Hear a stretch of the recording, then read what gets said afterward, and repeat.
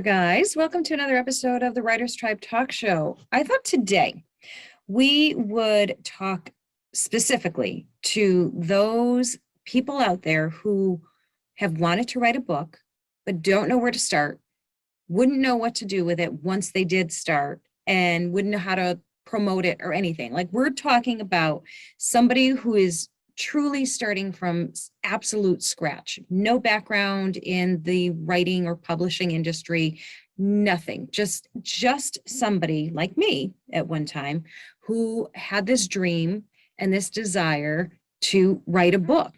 And I have met people like this. I've met a lot of people like this who just have this idea and or literally an idea for a book, but haven't really done much of anything with it.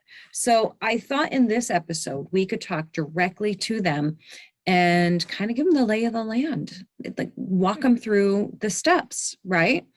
Now, the cheeky answer to that question, which is, how do I write a book? Well, you sit down and you write, and then you publish it, and then you promote it.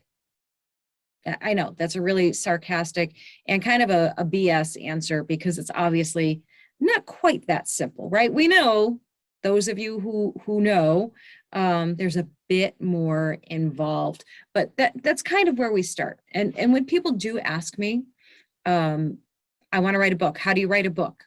And the first thing I honestly do say, and I try not to say it in a really snarky way, but the first thing I tell them is to sit down and write. You have to sit down, you have to start writing it. If you have an idea for a book and you want to write a book, you actually have to sit down and write it. And again, I know that sounds really sarcastic, and I honestly don't mean it that way. I'm a very sarcastic person, but I'm not trying to be sarcastic right now. Technically, before you even write the book, there are things you should do before you sit down to write a book.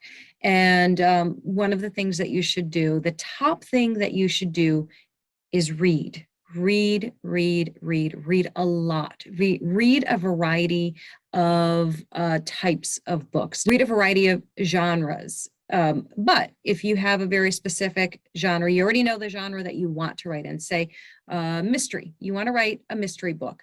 You should really have a really good, strong understanding of the elements of a mystery book, how they're formulated, what the important things you must have in a mystery book. And there's a lot of things I don't actually know them, because I don't write mystery, and I don't read mystery. So I couldn't really advise you on that, but you're not looking to me to advise you on how to write a mystery book. We're talking about the process in general. For instance, for example, I write romance books, or some of my books are romance books. There are kind of some must-have elements to a romance story. I bet you can guess what they are. There has to be romance.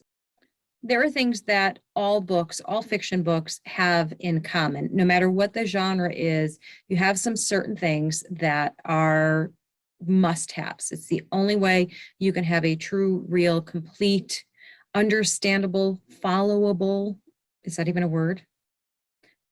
Story. All right, so let's start with the obvious. You need to have a story to tell, right? That's kind of the whole point of writing a book, because you have a story to tell. Within the structure of that story, you need to have the 8 elements of a story, and they're critical to a good story. You absolutely can't have a good story without the 8 elements to a story. The 8 elements are setting, plot, character, point of view, theme, tone, and what am I missing? And style. I knew I was going to miss one. Style. Thank God for notes, guys. Now, here's the thing. You already know that a good story needs those elements. You may not be able to list the elements out. If somebody sat you down and said, what are the 8 elements to a story? You might freeze up and say, I don't know. Maybe you can name a few of them. It's okay that you can't just rattle off each one. You inherently know the 8 elements to a story. How do I know that you know? Because I'm going to go out on a limb here. I'm going to make an assumption, even though you're not supposed to make assumptions. I'm going to make an assumption that you've read books, you've watched movies, you've watched TV shows, and you live life, right? So you already know from watching and reading that there is a certain particular flow to each thing that you read or watch, right? Things that must happen that make other things happen. Um, we can break it down. Want to break it down? Let's break it down in like the simplest form. All right. So there are people, your characters, in a place, that's your setting, who must do a thing, that's your plot. The story is told or shown through one of your characters' eyes or a narrator. That would be the point of view. It's either a comedy or a drama or a mystery, that's your theme. And the tone and style give you an overall understanding of the story, how they dress, how they talk, and the time period. So those are basically your elements, all of the things that create a story. And you're going to do those things pretty naturally. Probably where you're going to go astray is maybe in your character development. Your point of view can be tricky because sometimes people tend to change their point of view based on the character that they're writing, and that can be confusing in a story. So you're going to want to learn about writing point of view. And there's so many great reference books out there now and YouTube tutorials. I mean, there is everything under the sun that is out there to help you be the best writer you can be. So don't be discouraged if you don't feel like you're a great writer or if you're a mediocre writer. You can become a great writer. You really can. It obviously will take work and effort, energy and training and all of those things, but it absolutely can be done. So here are some things that are going to help you along this authorship journey. One of the things that you might want to do is determine what kind of writer you are. What I mean by that is, are you a pantser or a plotter? And yeah, of course I'm going to explain what they are. A pantser, like me, I'm a pantser, is somebody who sits down, has an idea for a story, and sits down and just starts writing. And the story just kind of comes out and it just happens somehow, magically, I guess. I don't know. But that's what a pantser typically does. Now, a plotter, you can probably figure that one out pretty easily. A plotter will plot out or outline their story, usually before they even start writing the book itself. So they probably will have, detailed notes. They'll have done their research prior, and they're probably very likely to organize their chapters or headings in a very orderly fashion, probably in like folders on their computer. And then they might write things at different times. They might write different chapters at different times and then put things in their places. My brain doesn't work that way. I can't, that's mind boggling to me to do that. I have to write, I guess that would be in a linear fashion. I just have to write the story from beginning to end. And to be honest with you, as a pantser, and you'll hear this a lot from pantsers, they're often surprised where the story goes. I'll start a lot of times thinking a story is going to go one way, and the characters decide it's going to go a different way, and they are the boss. I know you think you're the boss of your book. You're not. Your characters are. And if you're not a writer, if you're not in this world, that sounds really weird, right? But I don't know, who's watching this that isn't a writer? I don't know. If you're not a writer and you're watching this, thank you. It's nice of you. Let's see, what else do we have here? You're going to want to think about when you feel you're most creative. Like, what's the time of day that all of your ideas and thoughts really start coming to you? Is it at night when you're getting ready for bed? Is it in the morning when you first wake up? Is it while you're driving in the car or taking a shower? Like, when do you get those creative surges, right? And pay attention to those, because it will benefit you to find a way to use that time. So I know right off the bat, if you're thinking, well, if I'm driving, I can't really write, can I? No, you can't. And nor would I ever encourage you to do that. What you can do is use your smartphone to record your thoughts and ideas, and then you have them for later when you're actually able to sit down and write and work. and you can use those notes as reference. Now, hopefully you speak more clearly and enunciate better than I do when you're driving, and your phone understands you better than my phone understands me. Because sometimes when I get home and look at those notes, I'm completely baffled as to what they say. So that can be an issue, but at least it's something. It's a way. That's when all of the things, not just writing stuff, like everything under the sun. I remember my groceries that I want to put on the list, the things that I want to accomplish when I'm home, and of course story ideas and plot changes and all of those things. It all comes to me while I'm driving, and basically like captive and unable to accomplish those goals. So I hope that's not the same issue for you. But yeah, and there's the balance, of course, of creative time versus lifestyle, or your work time, and all of those things. I'm well aware that most of you, many of you, have other things going on in life: jobs, kids, grandkids, you name it, household stuff to do. Life is busy, and I do realize that. I'm very cognizant of that truth.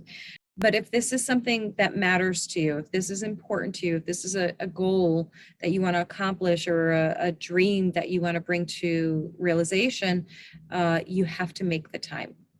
I made a big change in my life just with a simple matter of phrasing. I used to say things like, I don't have time, for whatever the case was, whatever it was. I say, I just don't have time. I don't have time. And the reality is, and maybe you've heard yourself say it too, but the reality is, it's not that we don't have time, it's that we don't make time.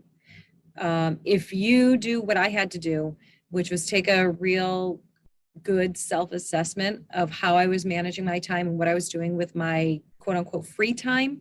And by free time, I mean that time in between things, when I'm like scrolling Facebook or TikTok, or, just doing random, not important things.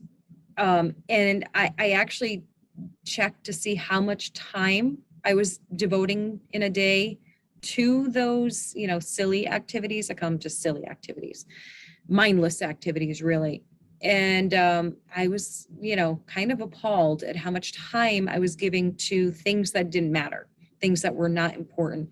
So if you find that you're doing the same thing, that you are giving your time to things that aren't really benefiting you, you might want to do that same self-assessment that I had to do. And I'm not judging, because obviously I'm telling you, I am guilty as charged. I'm still guilty as charged, by the way. I still will, do mindless activity on my phone, playing stupid games and stuff like that. And there's really nothing wrong with that. But the difference is, I just changed the way I phrase things. So it's not that I don't have time, it's that I don't make time. And I just, sometimes I prioritize my time really well, and other times I don't. But I never say, at least not anymore, I never say that I don't have time. It's that I don't make time.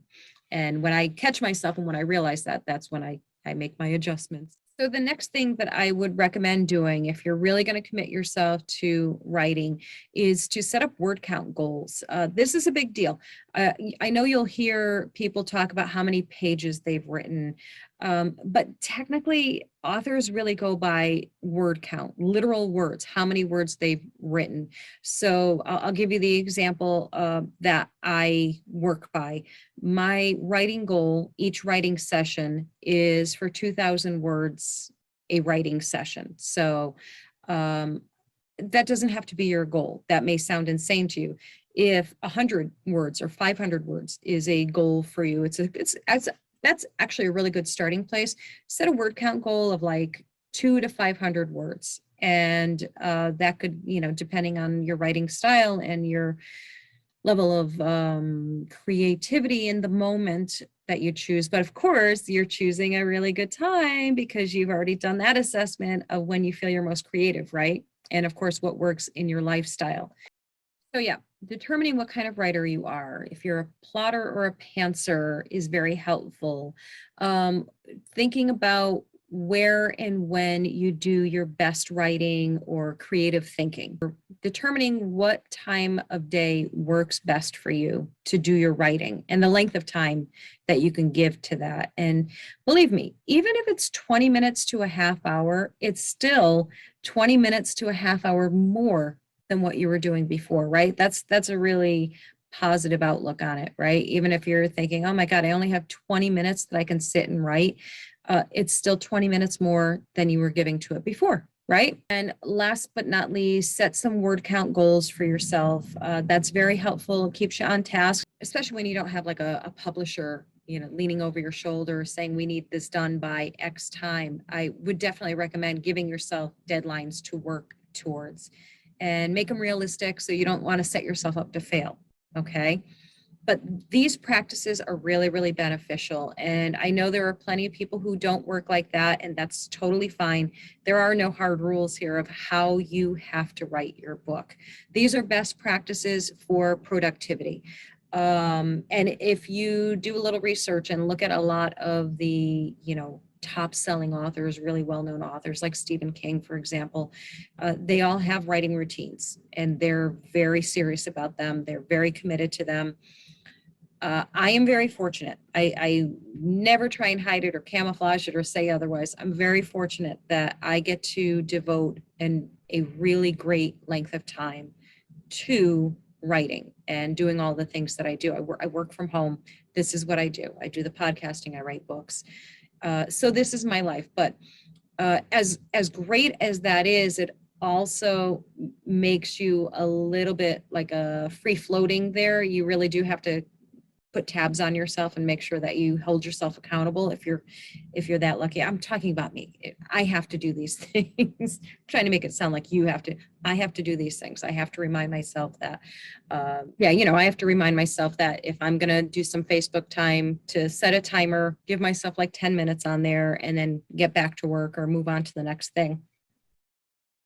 I can tell you honestly, when I first started my authorship journey, that's writing with intent to publish is kind of what I call it, because I've been writing forever since I was a kid, but I never really seriously decided that I was going to write a book from beginning to end and publish it and then do all the things that come with it after that.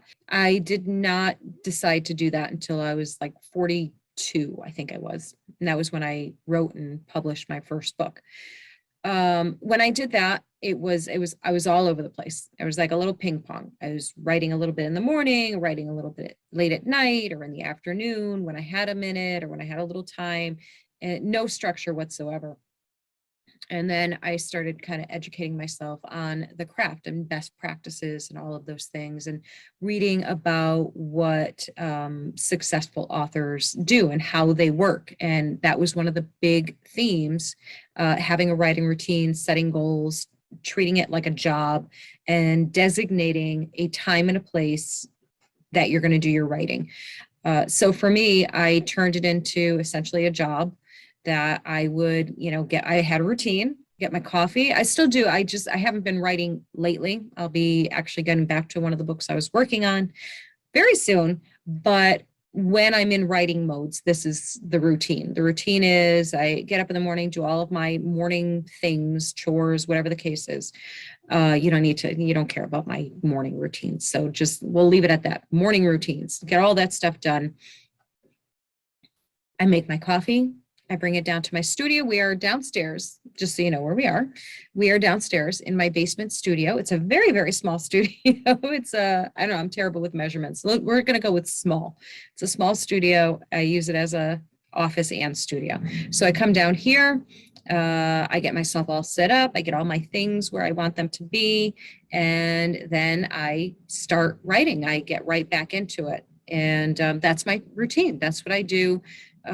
Typically when I'm writing a book, that's what I do 5 days a week, with very few exceptions. And weekend mornings, I will often do some editing and devote that morning time to like promotions and stuff like that. I confess, I am a little bit of a workaholic when it comes to this stuff. The upside to that is I love what I do. So it's work, but it's work that I love. So I'm very fortunate, and I'm always very well aware of that. So that is my advice on how to write a book. It takes discipline.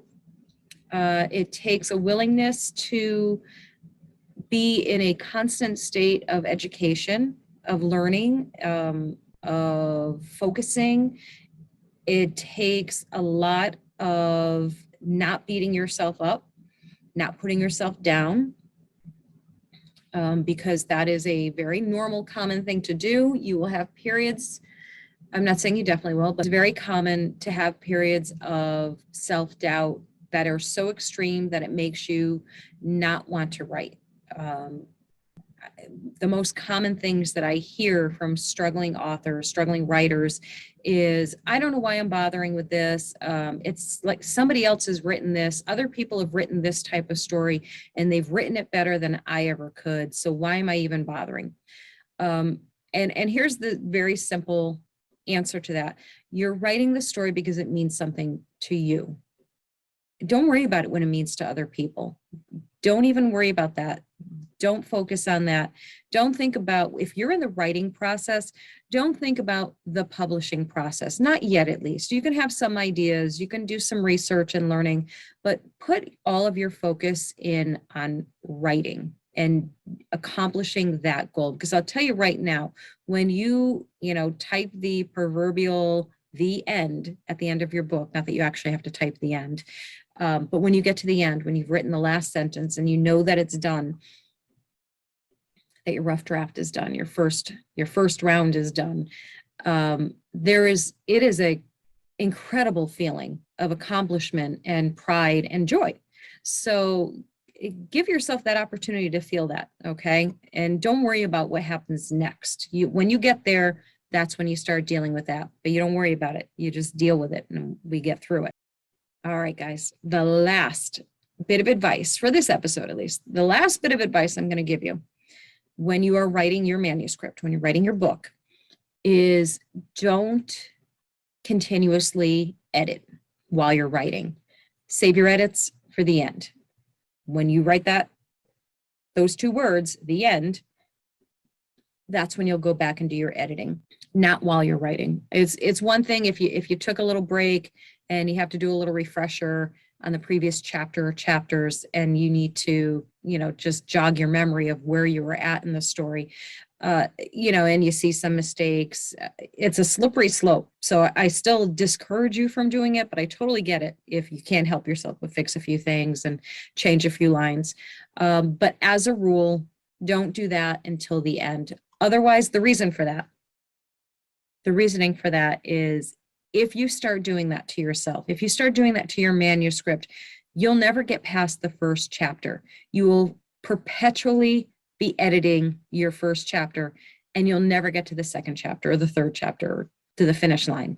So save your edits for the end, and I promise you will see progress. So again, don't worry about the content. Don't worry about the spelling or the grammar. Don't worry about the precision of your writing. Don't worry about any of it. Get the story out. If you take nothing away from this episode, take this. Get the story out. Write it down. Get it out there. Purge it. And then we'll move on to the next things, okay? That's the most important thing. I don't care how you do it. You can follow my steps. You can follow the rules. They're not rules. They're just routines and ideas and suggestions, but follow those. They are best practices for successful writing. But do it your way. Whatever your way is, do it what works for you. And most importantly, just sit down and write. Okay, good. All right, that is it for this episode. I hope that helped.